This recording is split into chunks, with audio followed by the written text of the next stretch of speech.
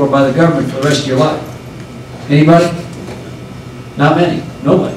That was the same response I got in Minnesota. The point of the story is you got to draw lines in the sand if you're going to get dramatic things done in dramatic moments. So when you look at the debate going on in Washington right now regarding the debt ceiling limit, our United States Congress and the Republicans in Congress should not raise the debt ceiling.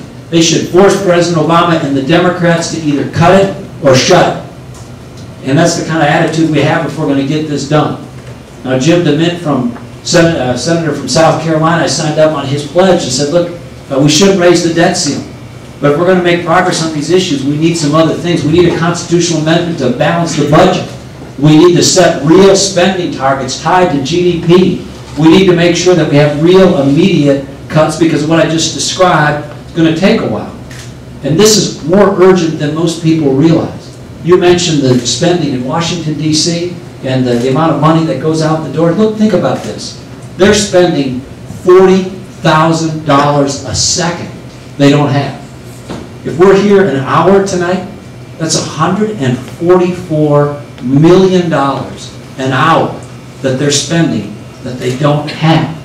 And so just while this dinner is underway, they'll spend more than $150 million in debt every day, every hour, every week, every month. For every dollar they spend, 40 cents of it is debt.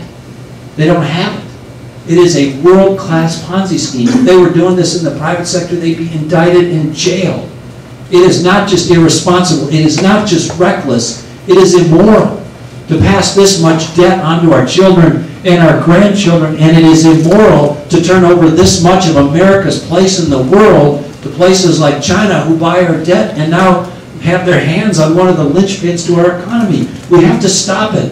We have to tell Barack Obama to knock it off. And frankly, we got to fire Barack Obama and get him out of office.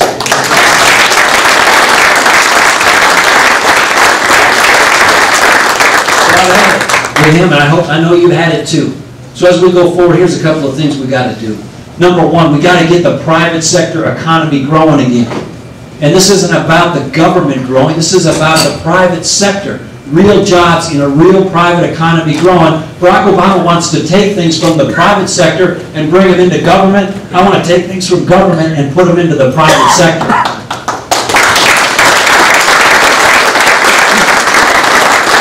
Some of you may have heard me refer to the Google test, which is if there's a company in the private sector that's providing the good or service, then government probably shouldn't be doing it.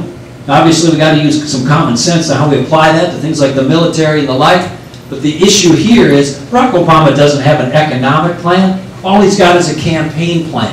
So an issue comes up, he throws out some throwaway political line, he moves on to the next thing. You can't find him on the big issues of the day. Our country is drowning in spending and debt and deficit, and on the issues of what he would do specifically on Medicare or Medicaid or Social Security reform, you can't find him.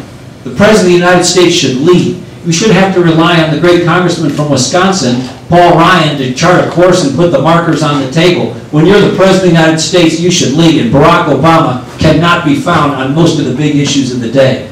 We should be leading from behind. He should be leading from in front, and he doesn't have the courage to do it.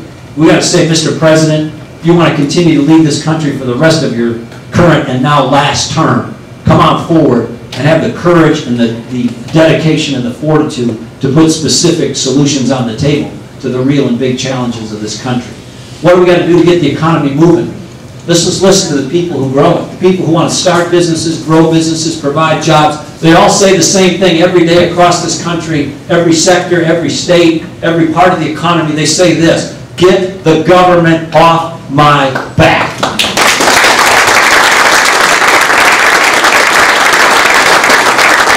Some talk about taxes, and some talk about regulation, and some talk about permitting, and some talk about litigation or insurance or energy costs and the like, and it's all important. But we need to make the load lighter, not heavier, for our entrepreneurs and job providers in this country, and for our friends on the other side of the aisle who try to say that they're for jobs too. You can't be pro-jobs and anti-business. That's like being pro-egg and anti-chicken. Jerry's at work on the farm? I don't think so. You can't run around and say, I love eggs and I'm for eggs, but I'm for killing the chickens. That's all of them. That doesn't work. And so we got to have people who understand that being pro-jobs is about making this a place, a state, and a nation where entrepreneurs want to start things and grow things and provide economic opportunity. So we gave a big speech at Barack Obama's former place of employment, the University of Chicago. And by the way, we elect somebody president who's a former community organizer, was in the Senate just long enough to have a cup of coffee, never ran anything, never did anything, and we put him in the Oval Office and wonder why it's not working. It's not working because he duped the country into thinking he was a reasonable candidate. It turns out he's a dangerous liberal who has no real experience running anything. There's no mystery why it's not working. He doesn't have a clue. But as it relates to growing the private economy, listen to the people who do it day in and day out. And what they say is make the load lighter, not heavier. So in the speech in Chicago, I said cut the business tax rate from 35% to 15%. And get the cronyism out of the tax code on the corporate side and quit having the congressman figure out who gets a special deal or special credit or special this or special that. Just eliminate all that and lower the rate so we have a flat, simple, open, transparent, fair tax system. Now, on the individual side,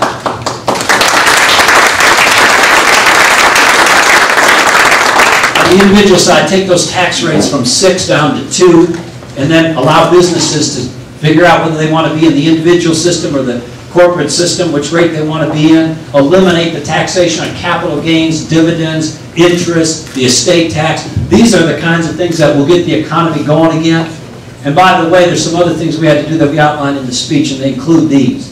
We got to have energy prices that are stable or going down. If you want to know what affects most people's pocketbooks pretty directly, they pull up to that gas pump. It used to cost $30 or $40 to fill up the Ford Taurus or the pickup truck, and now it's $100 or so. That's a big swing in a family's budget. And so we're going to get energy prices going down when we get more supply. And here's my 3-word energy policy for America.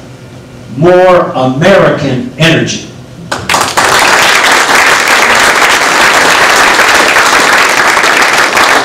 That means all the above. That means drilling in Anwar. That means learning the lessons of the Gulf oil spill, but continuing on with deep water drilling, which has been an important source of energy in this country. That means getting after aggressively the massive natural gas opportunity. I see somebody's got a sign up here, but you should know that there's enough natural gas that's been found in the United States or our territorial reach within the last 5 years to supply the entire baseload energy needs of the United States of America for 75 to over 200 years, depending on whose numbers you look at. We should bring that to market, and I'm tired, as I know you are, of having our energy situation partly dependent on what some thug or some tyrant in the Middle East had for breakfast on a given week.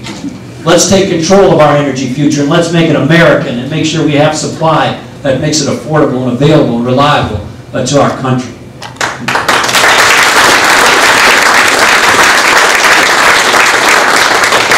And then we have the issue of health care.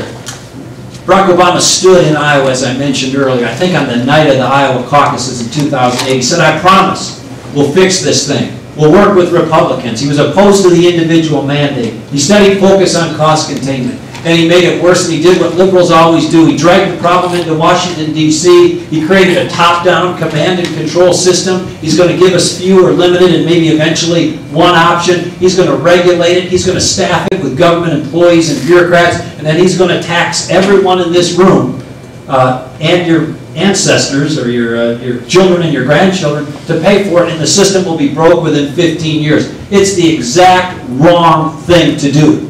That needs to be repealed, and let's get about the business of real health care reform where we focus on consumers in a marketplace and get the government the heck out of it.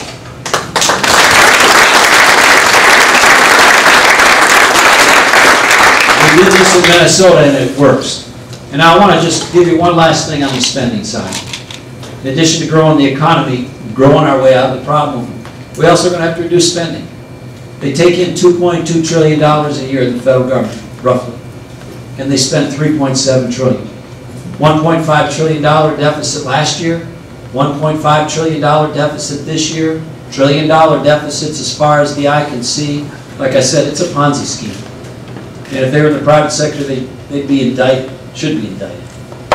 And so we got to make sure we change what the perspective. What we need to do with that is draw some lines in the sand. In Minnesota, I had the first government shutdown in 150 years. I set a record for vetoes over tax and spending issues. I used my executive power to take more money and spending out of the state's budget in my 8 years as governor than all the other governors combined, 142 years worth. And so if you want to see how politicians' behavior changes, most of them, not the great folks here in Iowa, but they're like running water downhill. They will take the path of least resistance. And it helps to have some points of resistance. So in these dramatic moments, whether it's the debt ceiling vote, or my unallotments, or vetoes, or shutdowns, it forces people to make some tough choices.